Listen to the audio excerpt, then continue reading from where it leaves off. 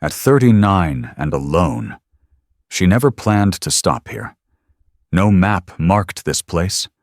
No one talked about it. But when the road disappeared and the cold closed in, she took shelter in a forgotten stone house, believing it would be just for one night. She didn't know the house had a past. She didn't know it had been waiting. And she certainly didn't know that what she would find inside would change everything she believed about her life. And before we begin, if you believe it's never too late to choose yourself, subscribe. And tell us in the comments where you're watching from. At 39, Clara Whitmore had stopped telling people where she was going. Not because she had a plan, but because she didn't. The job was gone. The marriage had ended quietly, without screaming, which somehow made it worse. And one winter evening, with snow beginning to swallow the narrow mountain road, her car finally gave up too. She sat behind the wheel for a long moment, hands resting in her lap, realizing something unsettling. There was no one left to call. That was when she saw it. Set back from the road, half hidden by trees and time, stood a stone house, old, silent, and unmistakably abandoned. No lights, no footprints, just a single window catching the pale reflection of snow. Clara hesitated. She wasn't looking for answers. She wasn't chasing a new life. She just needed a place to breathe, a place where no one expected anything from her. When she pushed the heavy door open and stepped inside, she didn't know this house had been waiting for her. And she certainly didn't know that what she would find here would change how she understood her past and her future forever. Clara Whitmore didn't sleep that first night in the stone house. Not because she was afraid of ghosts, but because the silence felt too intentional. The kind of quiet that listens back. The fire she managed to coax alive in the hearth burned low and uneven, throwing restless shadows across the thick stone walls. Every sound felt magnified, the settling of ancient beams, the wind pressing against the house like an unanswered question, the soft tick of something metallic cooling somewhere out of sight. She told herself it was exhaustion, shock, cold. Still, when she finally stood to explore beyond the entry room, she kept her coat on. The house was larger than it looked from the road. Narrow hallways branched into forgotten rooms, each one frozen in a different decade. Furniture sat exactly where it had been left, chairs pulled slightly away from tables, a book open face down on a windowsill, curtains half drawn as if someone had paused mid-thought and never returned. There were no family photographs, no names carved into frames, only absence. Clara reached the back of the house just as the fire behind her crackled sharply. She froze. The sound wasn't from the hearth, it came from above her head. A slow, deliberate thud. She stood perfectly still, heart pressing against her ribs. "Probably the roof," she whispered. "Old houses move." But the sound came again, softer this time. Almost careful. She followed it up a narrow staircase that curved tightly along the outer wall. Each step protested under her weight, yet none collapsed. Whoever built this place had done so with intention, permanence. At the top, she found a short hallway and 3 closed doors. The first room was empty, bare stone, no windows, no furniture, just a faint smell of dust and cold. The second was a bedroom. The bed was neatly made. That was the moment something inside her shifted. Not fear recognition. No abandoned house kept its bed made. The quilt was thin but clean, folded with a care that felt recent. On the nightstand sat a single object, a ceramic mug, chipped along the rim, with the faint outline of a lipstick stain long since washed but never fully erased. Clara's chest tightened. Someone had lived here. Not long ago. She backed out of the room and reached for the third door. It was locked. The knob didn't turn, but when she pressed her ear to the wood, she heard something she couldn't explain, a faint hum, almost like a voice caught between stations on an old radio. She stepped away, suddenly aware of how alone she was. Downstairs. She added more wood to the fire and sat on the stone floor. Knees pulled to her chest. She told herself she would leave at first light, call a tow truck, get back to the world where things made sense, even if they hurt. But the house didn't let her. Just before dawn, she noticed something she'd missed earlier. Behind the staircase, half hidden by shadow, was a narrow door no wider than a pantry. It blended so perfectly into the stone that it felt less built than carved. Inside was a small room. No windows, one chair, one table, and a wooden box. Clara hesitated for a long time before opening it. Inside were cassette tapes. Dozens of them, each one carefully labeled in neat handwriting. Dates, years, and one phrase repeated again and again. For the woman who finds this, her breath caught. She picked one at random, slid it into an old tape player sitting beneath the table. The device groaned to life, and after a few seconds of static, a woman's voice filled the room. Calm, measured, tired. If you're listening to this, the voice said, it means you stayed. Clara sank into the chair. I don't know your name, the woman continued, but I know something about you. You are here because the world decided you were no longer necessary, that it could move on without you. The words landed with surgical precision. I built this place for women like us, the voice said, not to disappear but to rest, to remember who we were before survival became our only skill.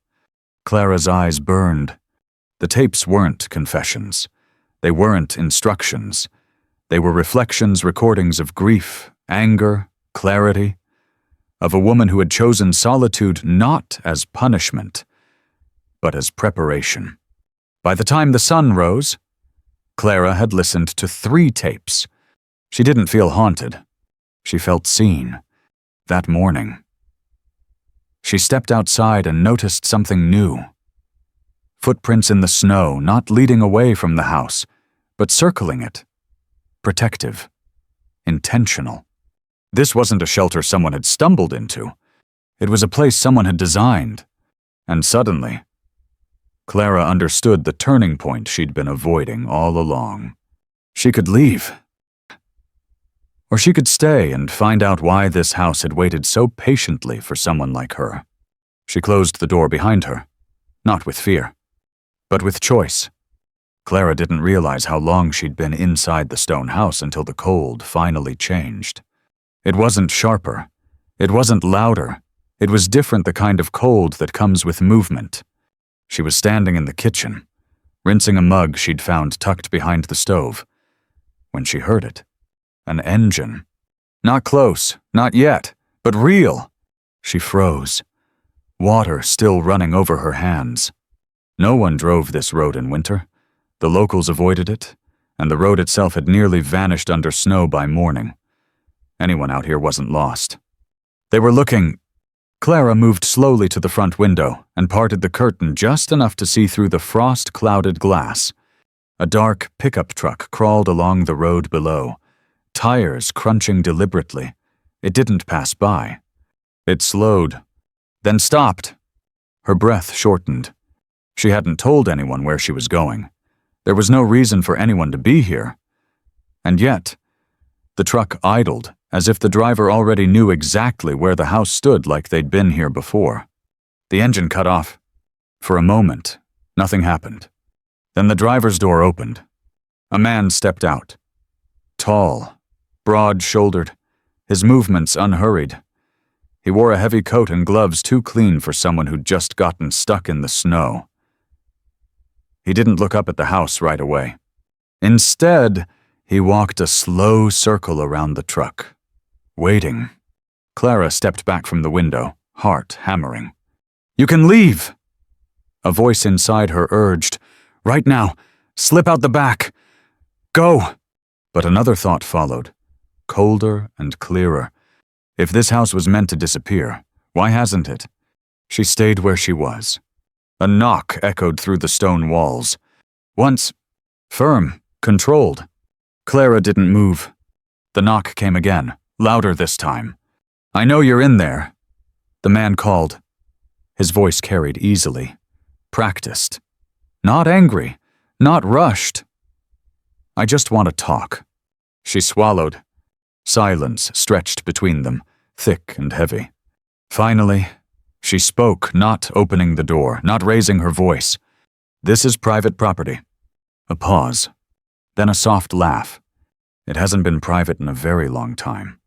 That sentence chilled her more than the cold ever could. She cracked the door open just enough to keep the chain tight. "What do you want?" she asked. The man leaned closer, studying her face as if committing it to memory. "My name's Grant Holloway," he said. "I work for the county, records, land use, that kind of thing." Clara didn't respond.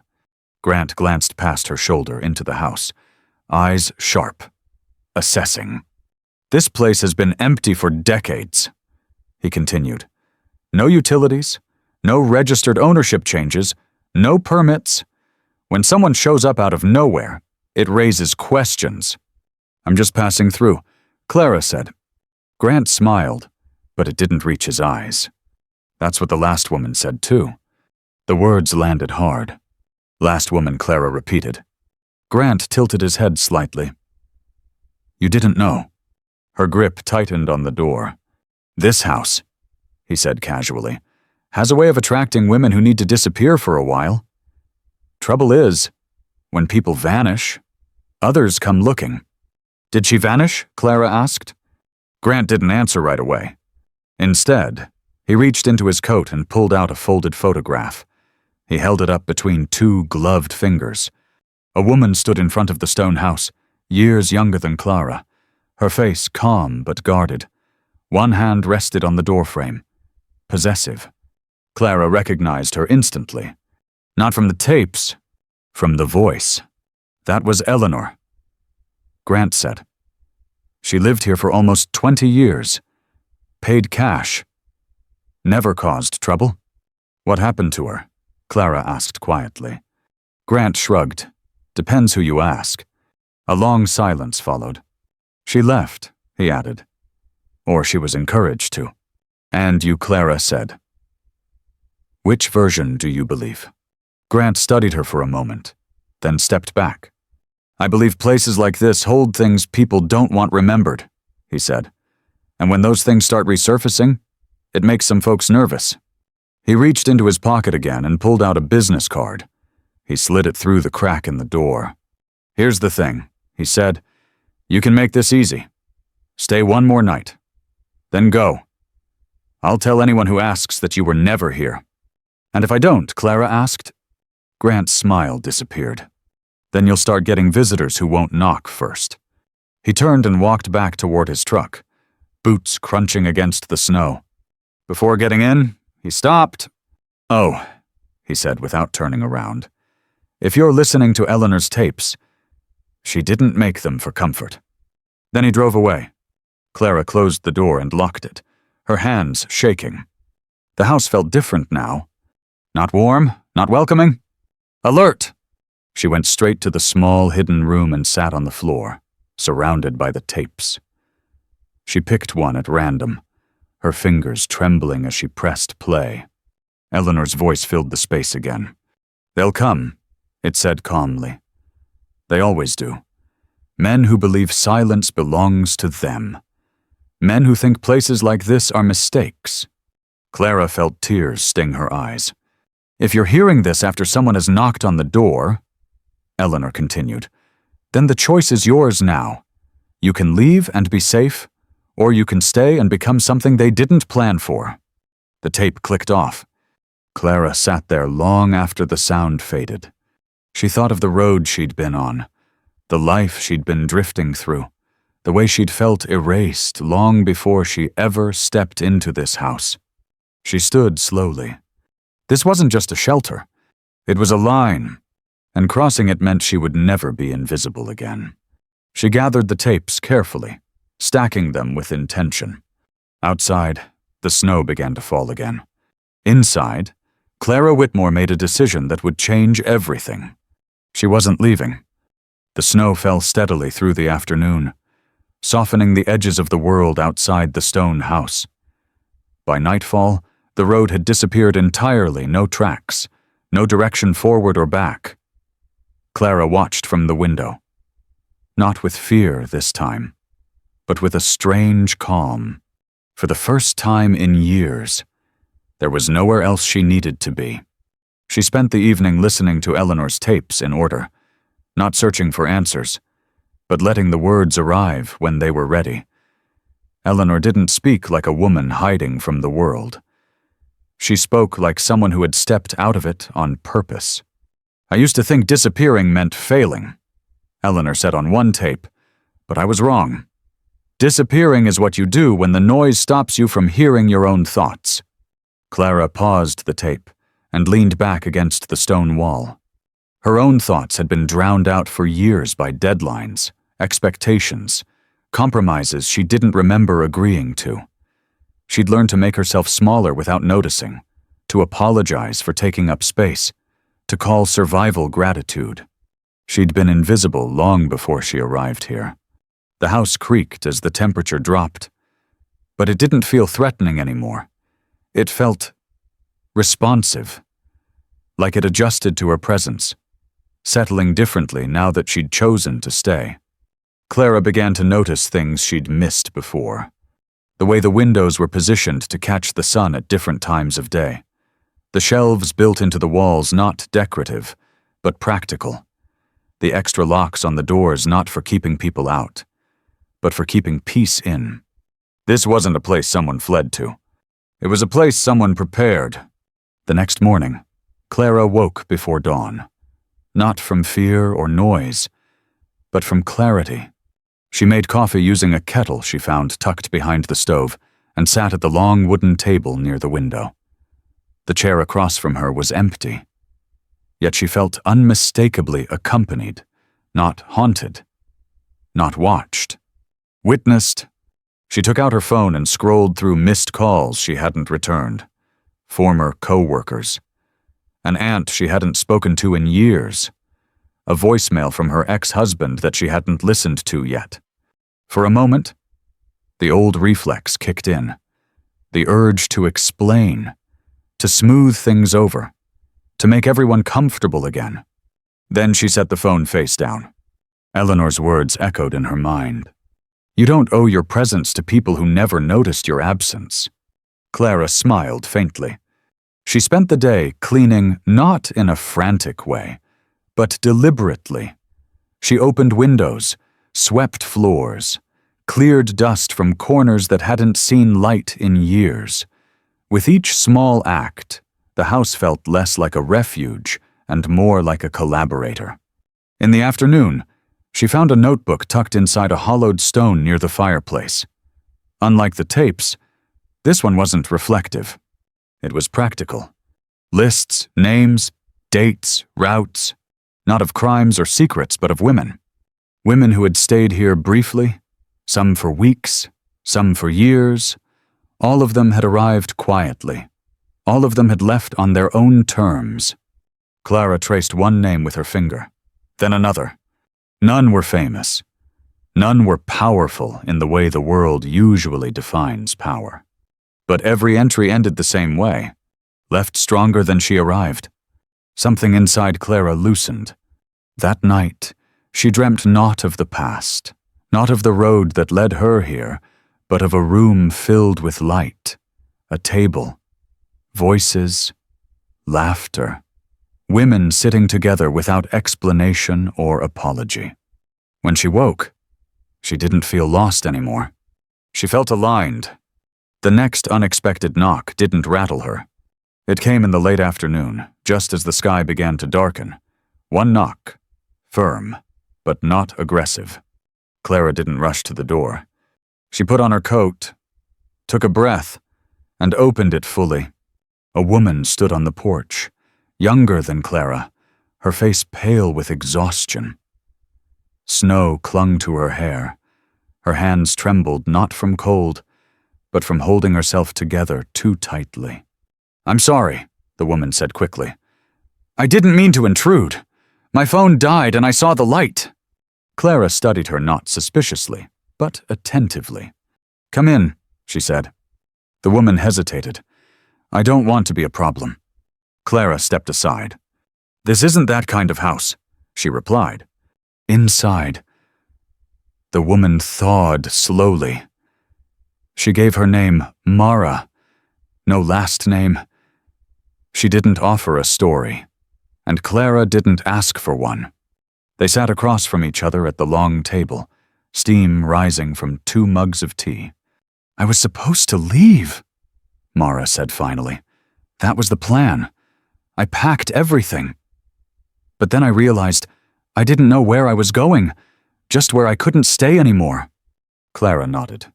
"I know," she said simply. "That was all it took." Mara slept upstairs that night, in the room with the made bed. Clara didn't tell her why it was ready. Some things didn't need explanation. As the house settled around them, Clara understood the shift that had been happening quietly since she first stepped inside. This place wasn't changing her. It was revealing who she had been all along. She wasn't here to hide. She was here to hold the door open. Later, alone again, Clara returned to the small hidden room and recorded her own message on one of the blank tapes Eleanor had left behind. Her voice was steady. "If you're hearing this," she said, "it means you arrived when you needed to. You don't have to decide anything today. You don't have to explain yourself. Just rest." She stopped the tape and labeled it with the date. For the first time, she wrote her own name beneath it. Not as a survivor, not as someone starting over, but as someone who had finally stopped asking permission to exist. Outside, the storm eased. Inside the stone house, something fundamental had shifted. Clara Whitmore was no longer waiting for her life to begin. She was already living it quietly, deliberately, and on her own terms. Clara hadn't planned to become anything for anyone. That was the strange part. The stone house didn't ask her to lead, to save, or to explain. It simply made space, and somehow, space was the one thing she had never been given before. Mara stayed for 3 days. She didn't talk much. She helped clear snow from the back steps, washed dishes without being asked, slept deeply as if her body had finally been given permission to shut down. On the 4th morning, she left a folded note on the kitchen table and disappeared before sunrise. The note was simple. "Thank you for not asking who I was supposed to be." Clara read it twice, then slipped it into the notebook by the fireplace, the one with the list of names. She added Mara's name beneath the others and wrote the same words Eleanor had used so many times before. "Left stronger than she arrived." That should have been the end of it. But it wasn't. Over the next 2 weeks, the road appeared again, then vanished, then returned, and with it came people, not crowds, not noise, but individuals, quiet arrivals, hesitant knocks, women who didn't ask questions because they didn't want answers. They just wanted rest. Clara didn't advertise. She didn't invite. Somehow, they found the house anyway. A woman whose sister had whispered about a place where no one asks. Another who had seen a single light through falling snow and followed it without knowing why. Each time, Clara felt the same instinct rise in her chest, not obligation, not fear. Recognition. She began to understand something Eleanor had hinted at in the tapes, but never said outright. This wasn't coincidence. The house didn't just shelter women. It called them. One evening, Clara sat alone at the long table, surrounded by mugs left to dry and coats draped over chairbacks. Laughter echoed faintly from upstairs, 2 women talking softly, the sound unguarded. Clara pressed her palm flat against the wood. What she felt wasn't responsibility. It was alignment. She pulled Eleanor's notebook closer and flipped to the back pages she hadn't read yet. Unlike the earlier lists, these pages were blank except for one line written carefully across the top. If someone stays long enough, The house becomes more than a refuge. Below it, a question. What will you build? Clara stared at the words. Build. She'd spent her life maintaining relationships, expectations, appearances. She had never been asked what she wanted to create. The idea frightened her more than any knock at the door ever had. The opportunity came quietly. A letter arrived one afternoon, delivered by hand, slipped beneath the door the way Grant's card had been weeks earlier. There was no return address, just a seal embossed with a symbol Clara didn't recognize. Inside was a notice. A county review, zoning reassessment, potential condemnation. The language was clinical, polite, threatening in the way only paperwork can be. Clara felt the old reflex stir panic, the urge to run before things got complicated. Instead, she sat down. She reread the letter carefully, then pulled out Eleanor's notebook again.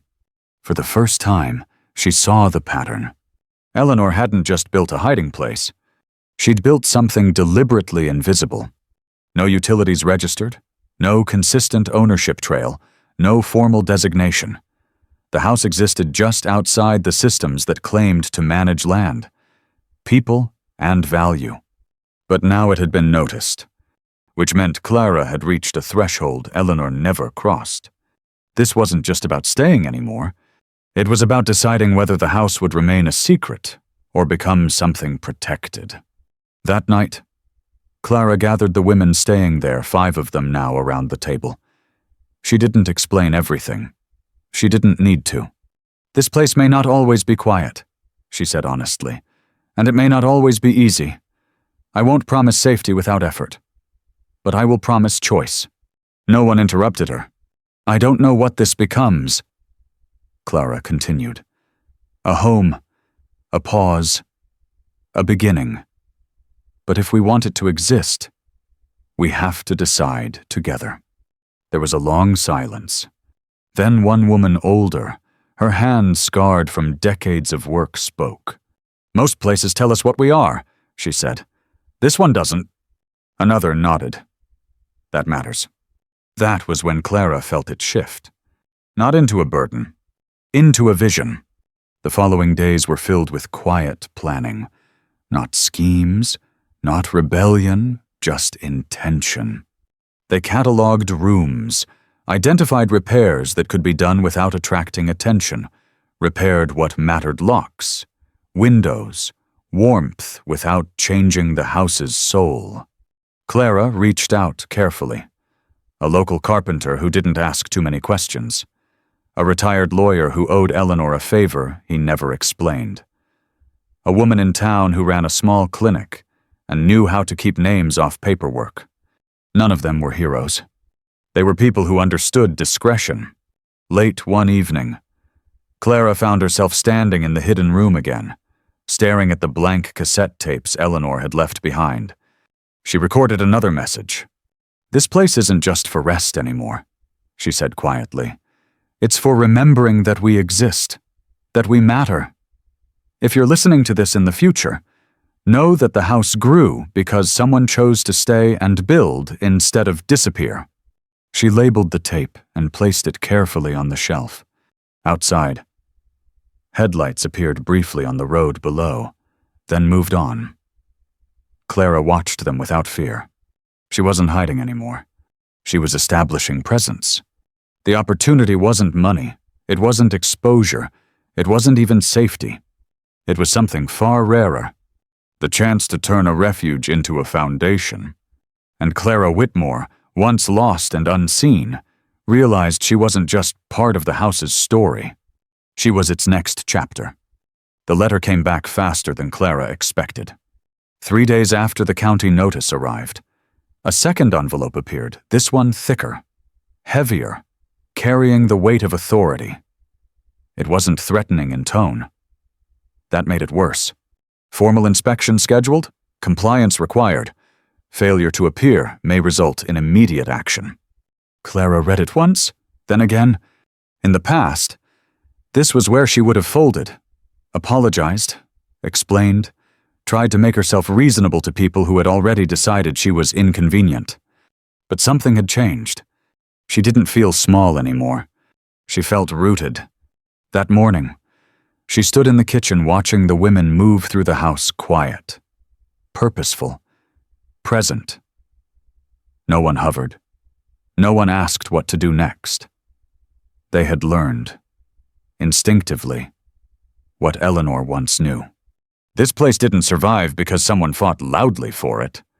It survived because someone stood their ground without asking permission. Clara took the letter and walked to the hidden room. She laid it beside Eleanor's notebook and read through the final entries she'd avoided until now. They won't come for the house first, Eleanor had written. They'll come for you. They'll question your right to be here, to exist without explanation. Let them. Clara closed the notebook. That afternoon, Grant Holloway returned. This time, he didn't knock. He stood at the edge of the property, hands in his pockets, watching the house like a man measuring a problem. Clara saw him from the upstairs window and felt no panic, only clarity. She went outside. Grant raised an eyebrow. "Didn't think you'd stay this long." "Neither did I," Clara replied. They stood in the snow between them, the house looming silently behind her. "You've attracted attention," Grant said. "That's never a good thing." "Attention isn't the same as ownership," Clara said calmly.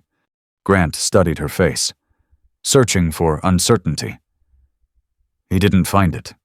"You know how this ends," he said. "Places like this get swallowed. Paperwork, regulations, liability, and people." Clara asked, "What happens to them?" Grant exhaled sharply. "That's not my department."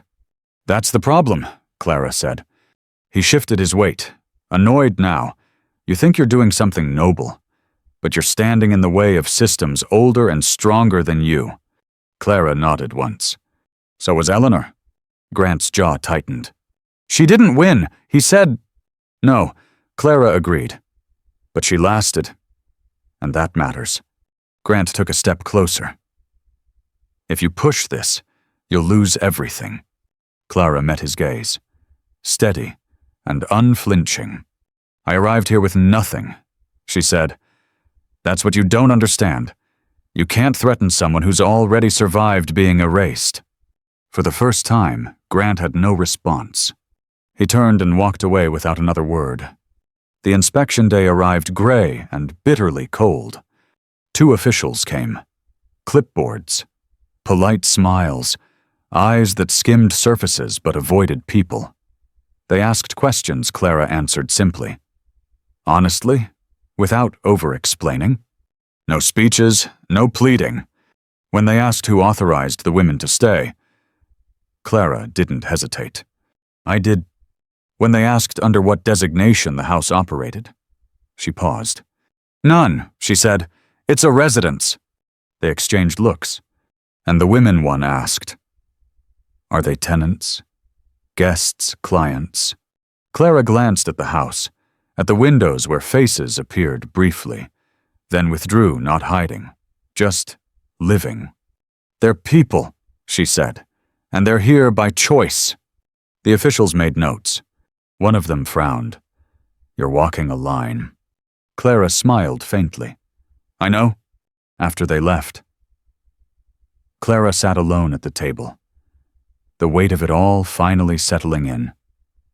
Not fear, but responsibility. Real responsibility.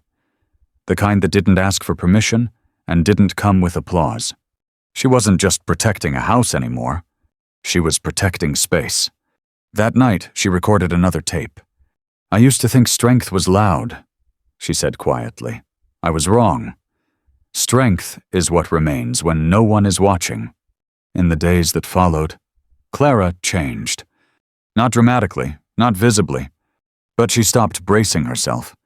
She slept deeply, ate when she was hungry, spoke without rehearsing sentences in her head first. When disagreements arose among the women, she didn't rush to fix them.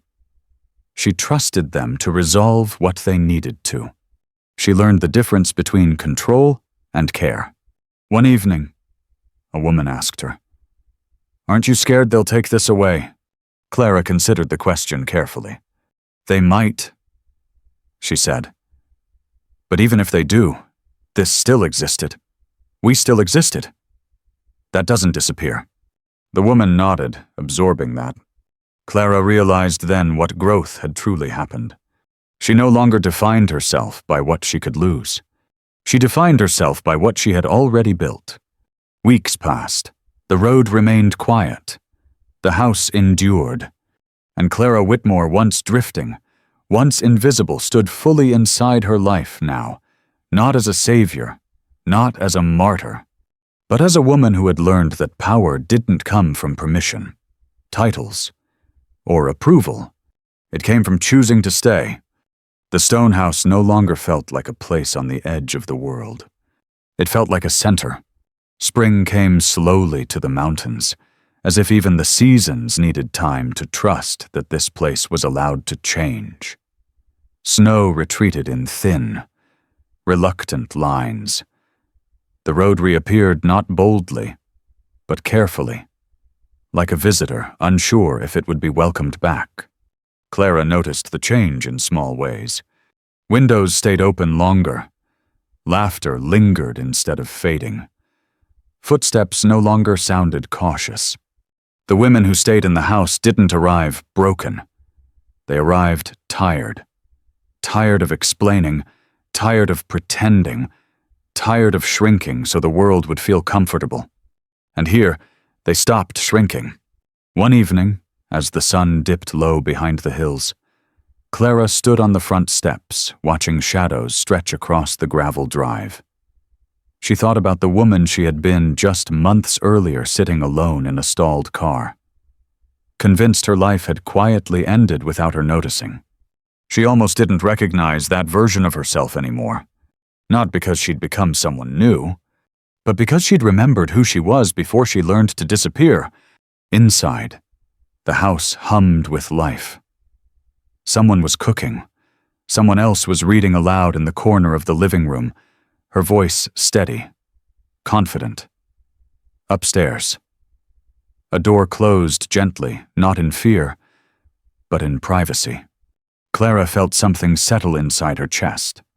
Peace, not the fragile kind that depends on everything going right, but the durable kind that exists even when things are uncertain. Grant Holloway came back one last time. Not in a truck this time. Not with paperwork. He arrived on foot, hands visible, posture different. Clara met him at the edge of the property, the same place where they'd last spoken in tension. "I won't stay long," he said. She nodded. "You never do." He looked past her at the house, then back again. The county dropped the review. Clara didn't smile. She simply waited. "There are easier battles," Grant continued. "This wasn't one of them." And Eleanor Clara asked quietly. Grant hesitated. "She knew when to stop fighting," he said. "You know when to start building."